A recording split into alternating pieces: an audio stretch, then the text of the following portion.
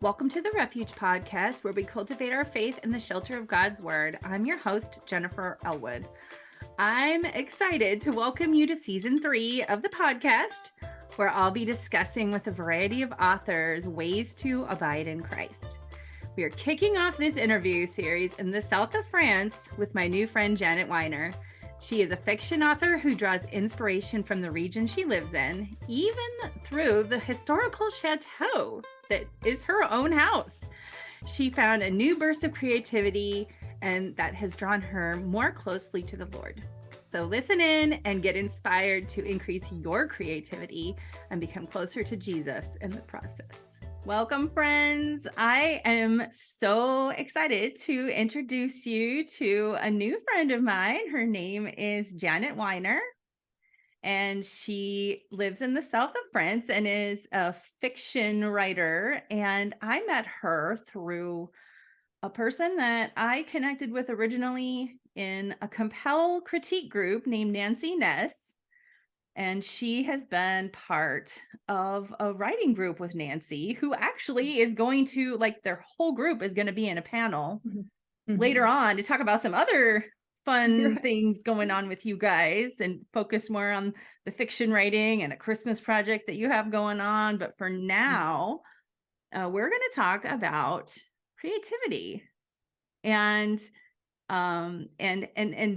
finding that a little bit later in life. So welcome to the show, Janet. Oh, thank you so much. It's great to be here with you. Absolutely. So, one thing I'm completely fascinated about your life is that you moved to France, which I imagine it inspired your book, which is called Through Darkness Descent, the Huguenot Resistance series. And So what were the circumstances of you moving abroad? Yes. Well, I'll give you the short version because we don't have time for the long version. But my husband was finishing his theological studies, and we were praying about where he would be a pastor in a church, thinking it would be in California where we were from. He had one offer in Arizona, and that seemed very exotic and far away.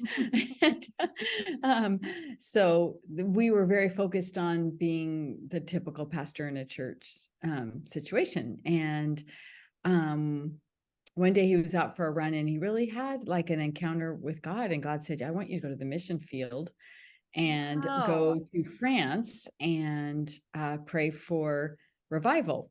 And this was in 1986. And we were not thinking about missions. We were not thinking about France. We were not thinking about revival. Revivals were great, but they happened in history.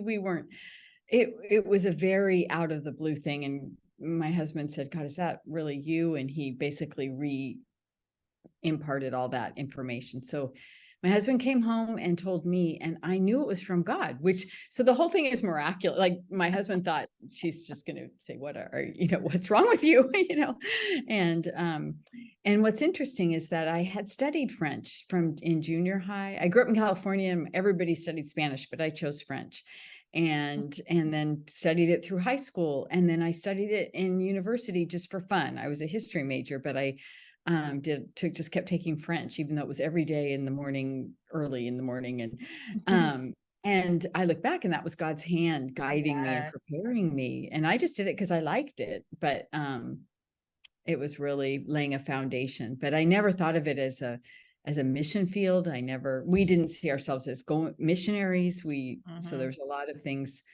So God really had to break in and be dramatic with us, I think. And of course, then we took that to pastors that we were involved with in our church and had it confirmed and so forth. So that's how we got to France.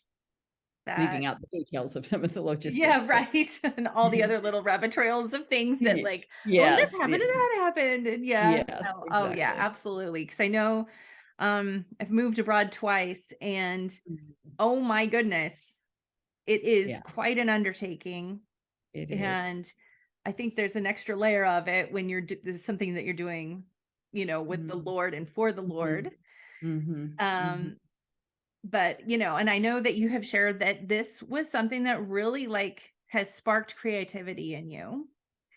And so I was wondering if you could share a little bit about that part of the journey. Like, at what point were you like, oh my gosh, God has called me here, and now I have this new dream, or maybe it's a dream that you'd had a long time and all of a sudden it woke up or something. Yeah. It was more the second, I think, that I didn't know I had, and then it started waking up. But when we moved to France, we had three children. The third one was born right before we moved to France. So that's why I had to think, yeah, she was. And then we had a fourth child in France. So the early years, I was very focused on raising our children as well as helping in ministry. And that took all my time, and I was happy with that. Then we went back to California and continued to raise our children, do ministry. And then we came back to France. And it was more during that time period that I really started dreaming of writing a book. I've always loved to read, and secretly envied authors who could write books that I love to read, and especially books that moved me and, inspired me. And so I was dreaming of that, but there was still no time. I still had adult children, some of whom were, still the ending of parent. You always are a parent, but I still had children that were finishing university and launching into adulthood, and that still takes time and energy. And then we were starting a new ministry here in the south of France, and so there just wasn't any space for writing or other kinds of creativity. So it just kept getting put to the back burner. And I have to say that I really thought I wasn't a creative person. And so, and I come from a very creative family. So I just thought I was different than them all. I danced when I was younger, so I did do that, but I still didn't even see that as creativity. And I didn't write or paint or, things that I considered creative. So there was that going on too. So it was kind of responsibilities that were good, but maybe I let them take up too much space in my life, as well as an inaccurate view of how God made us all. And but as time went on, I started to dream a little more. And then one year, about 6 years ago now, I just remember crying out to the Lord, when am I ever going to have time to write a book or do anything else? And within a few months, my husband and I realized I was really burnt out, and he suggested I take some time off, take a sabbatical, which I resisted, but then I did, and it was wonderful. And it was during that time that I had done research. We live in a 500-year-old chateau, and it has and we live in a very Protestant area.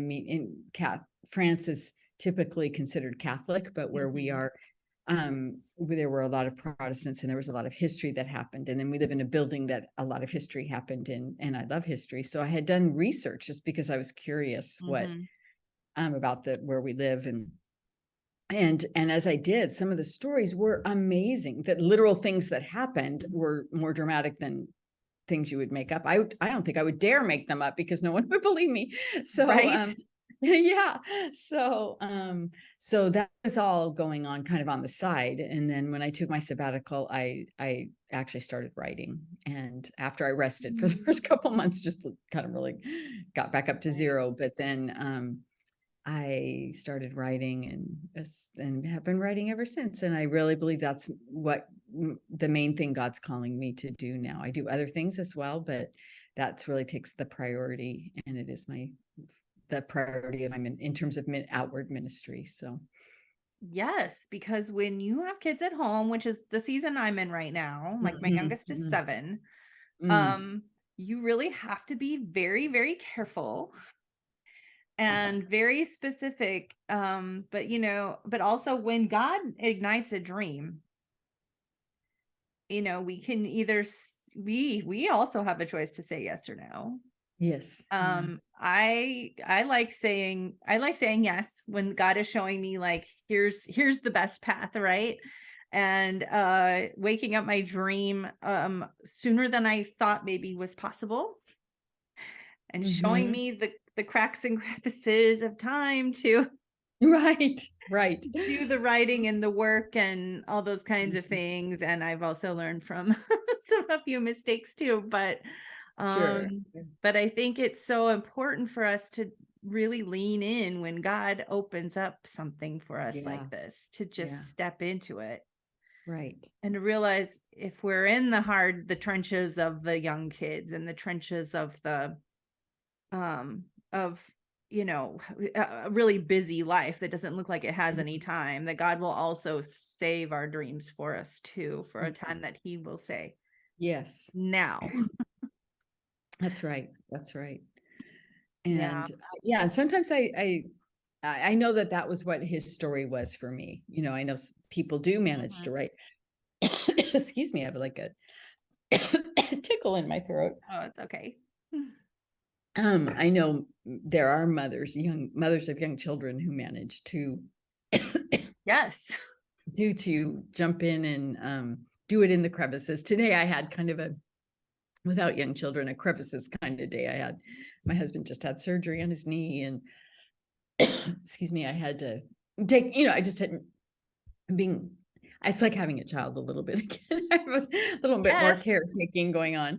And so it was like writing and then running and doing things for him that I'm happy to do. But I was thinking, okay, this is like being a young mother or a mother of young children, or anybody, people who work full time and are trying to write. You have to, put it into the crevices. And there are days when you have blocks, and it's such a gift. And there's things about being disciplined, but there's also things about priorities. My husband's a priority over my writing. I'm going to love him and take care of him above. I'm not gonna be like, say, fend for yourself while I'm up here writing. It's like, sorry, I have a time block scheduled that I've had in my calendar for 3 weeks now. Yeah, that's right. So yeah, but it's also listening to the Lord and all that, and knowing when what to say yes to and what to say no to, and things like that. Absolutely. And and this, God is really showing me, like last year, he showed me how to come to be present in my life from a place of rest. And now he is showing me more closely how to abide in him during that rest. And to be so that as I launch into other things, that like I just feel more close to him. Right. And so how has growing in creativity helped you abide more closely to Christ? Oh, such a good question. I love that question, because it does. I'm at first, and still there's a temptation to say, okay, Lord, I flow through me, let it be good, let it be you. And there is that. I want it to, but there's also like a rest, like you just said, resting into it, and resting in our whole relationship with him, not just trying to do things for him and do the right thing, not do the wrong thing. All those things are good. But there's I can be driven, and I don't think I'm alone in that. There can be a lot of self-pressure, and so it has helped me to, and I'm completely still learning this. I also, during that time of my sabbatical, took up watercolor painting, and I also do mosaics. It's just like this. Once I started, there was just kind of an explosion of the more I did, the more it opened up, and that creative side of me. And so all that has been a way to abide in him, but rest in him and let it be him in me coming through, but in a really restful way, not a striving, performing kind of way. And then the other thing is that, and this is, I remember after I painted this tree, there's this beautiful river that goes through our town, and there's this gorgeous, huge tree at the end. And I painted that tree in the river, and then afterwards I would walk by, and from a photograph I took, and then afterwards I would walk by and I would look at the tree, and I'm like, I felt so connected with that tree, because I had tried to imitate how the trunk looked and the bark looked and the leaves looked and everything, and I thought, I kind of recreated you. And then I was like, recreated it, and I realized by painting that tree, or when we write a story, or we try to describe, if you're writing nonfiction, try to describe something or explain something, you're creating, but you're recreating truth or something that already exists, but you get to experience God. Like I felt like I didn't create that tree. God created that tree, but even in my attempt to describe it or paint it, I got to recreate it. And then I had the joy of creating it, even though I wasn't the original creator. Does that make sense? Right. It does. So Absolutely. that I think, surprised me. yeah, I think that, depending on what, whether you paint or write or, whatever it is that you're, endeavoring, that it's really interesting to think like, this isn't like some new creation that I'm like, cause we could really easily be like, well, I've become kind of a god because I've created all these things, but that is, I think, definitely not the right perspective, because we are kind of recreating with him, right? And that there is like an abiding as you as you spend time in rest and you spend time with the Lord, and then that opens up, and then when you go to a creative endeavor, it just opens it up in a totally different way than it would have if you're like, well, now I need to do this and I have Right, to, and right. and being Mhm. self-focused and that kind of thing. Right. Yeah. Yeah. It's not about us. It's about, yeah, he invites us into it to experience the process of creation that he's already done, but then he invites us into some small part of it, and Yes. then we get to step into that. And so, and then that's just expanded my relationship with him. It's just, yeah, it's been really good. Yeah. Oh, I love that. Is there a particular Bible verse that has inspired your journey of Mhm. creativity? Mhm. Yes, it's in Genesis, the first one, Okay. Genesis 1:27, where he says, we're created in his image. Mm, And there's more in that verse, but the gist of it in terms of this question is that we are created in his image, and he is creative. He is the creator. And so as I mentioned earlier, I used to think I wasn't creative, and I was the person in our family who wasn't a creative person. And that's just not true. Not just because my family's creative and there's authors and movie makers and there's all kinds of people everybody does something, painters, and but that's not why. It's because I am made in the image of God, and so are you, and so are all of us. And so we all carry creativity because he's a creator. Like if you read through Genesis, it's like he created this, he created that, he did, it's all about creating. And then he created man, male and female, and we are in his image. So we carry that creativity. So nobody isn't creative. It's just yeah. discovering how that's expressed in you. Yeah. Yes. I totally agree. I really love that. And I love that, if we consider ourselves as creators, that we can really like sink into the truth that we are made in God's image. And so and I think that just brings an extra depth Yeah. to anything that we do or Right. make or dance or Yeah. whatever. And he calls us in to keep creating. Like he created the world and he created us, but then he's happy for us. I feel his pleasure when we Yes. create, because we are doing what he made us to do. And yeah, I think it's an important part that all of us as believers, at people in general, but especially us as believers who know the creator, Yes. who know him, who created us, and where it all comes from, that if to be functioning in that flow of him creating through us is really an important part of our walk with him and what we bring to the world. I love that. So if you met someone who was feeling discouraged by their lack of creativity, what would you say to encourage them? I would say something along the line of what I just said, that we're all Yes. made to be creative. If they were a believer, I would say pretty much what I just said to you. Said to you. If they weren't a believer, I would still say some form of that, depending on what where they were in their journey towards God. Yeah.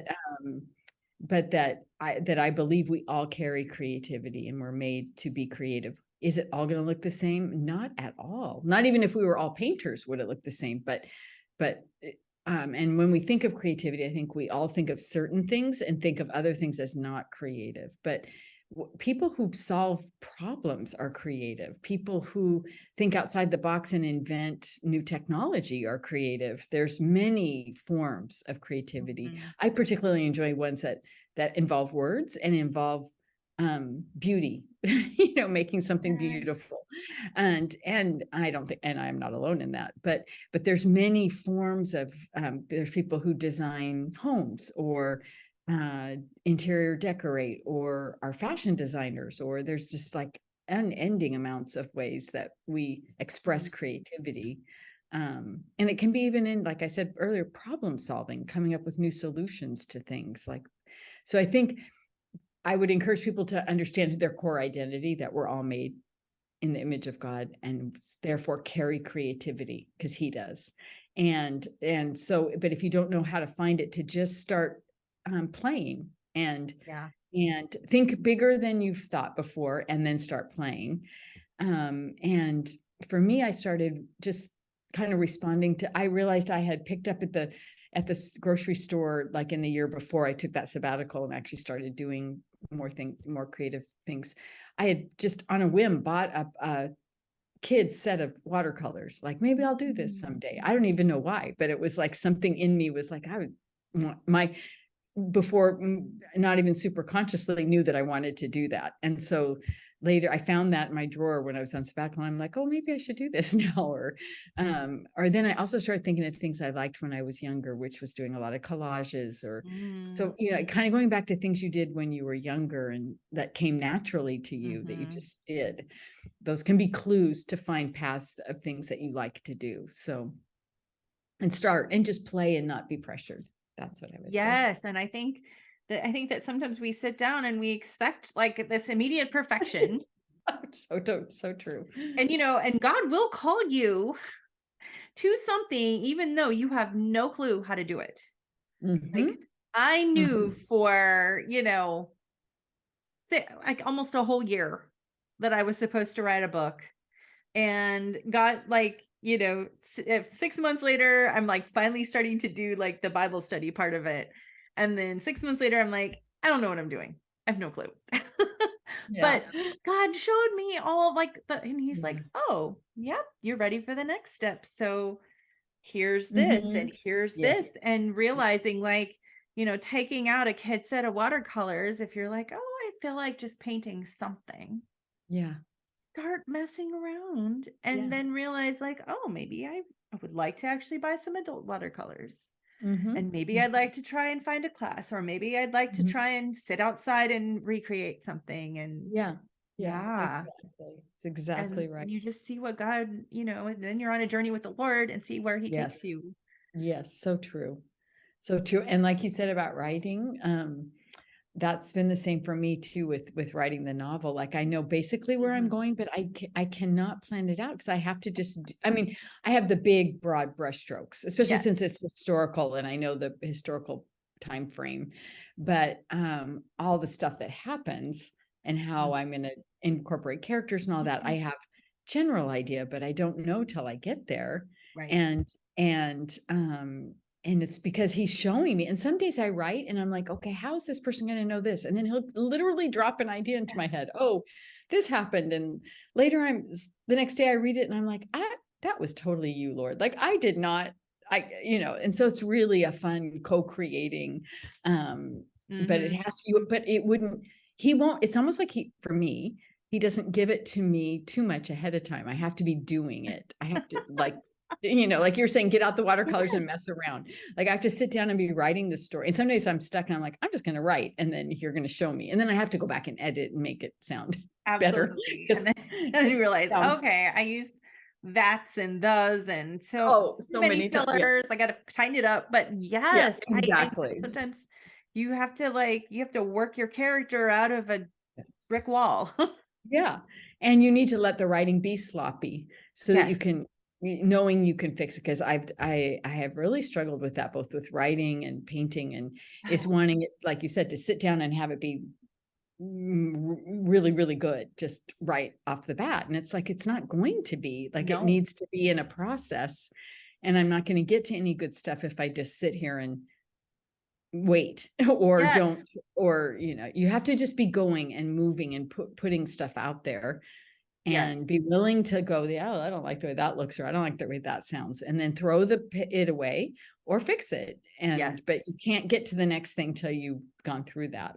And yes, I mean, we know because of new X-ray technology now that all of the painting masters reworked their stuff, because they take pictures and they're like, oh, well, there used to be this here, but we see that he changed his mind about having some person there, so now he painted over it. Like, Right. if That's such a good people point. whose artwork is worth like millions of dollars Right. now worked their sketches and their paintings over and over and over again, we shouldn't be afraid to do the same. That's right. That's exactly right. Well, can you, before we sign off, can you let us know a little bit about your book, Through Darkness Descent? Just a little bit about, kind of what it's about and why someone might want to put it on their summer reading list. Okay. So it's it's the first book in a series that I hope will have 3 or 4, and Okay. I'm almost done with the second book. So, but this first book, it's Though Darkness Descends, is set in the end of the 1600s, and it's set in the 500-year-old chateau where I live. And it's based on actual history of when Louis XIV sent 1,200 dragoon soldiers to suppress the Protestants that lived in our town. And it was like there was 4,000 Protestants, and he sent 1,200 soldiers, and it's all the things that happened, what the Protestants did, there was a lot of sad things, but miraculous things and brave things.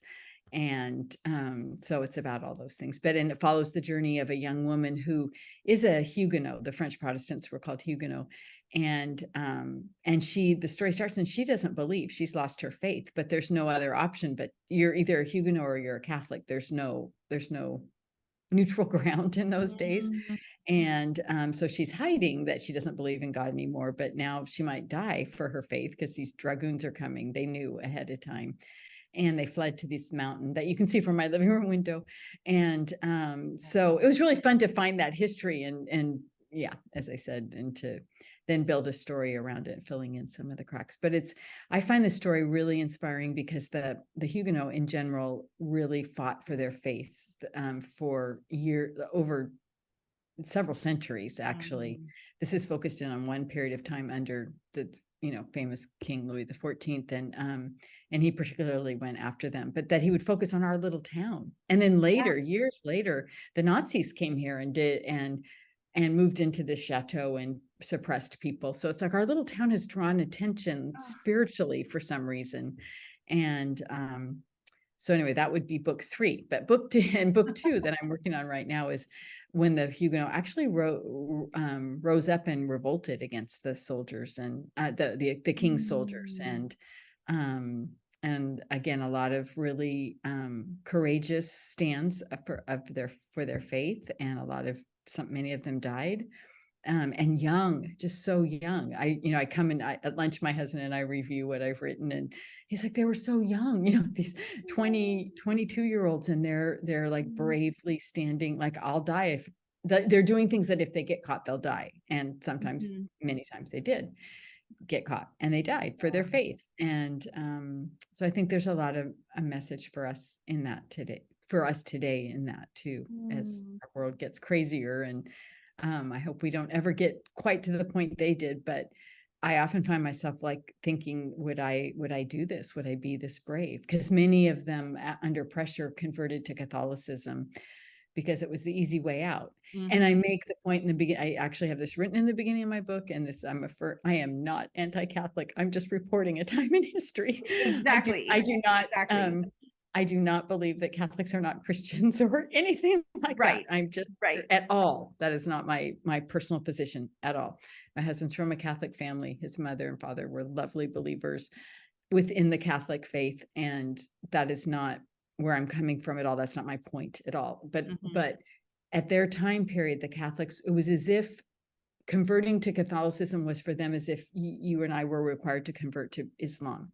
It was that either both sides thought the others were heretics, because there had never been a different form of Christianity. There'd only been one stream.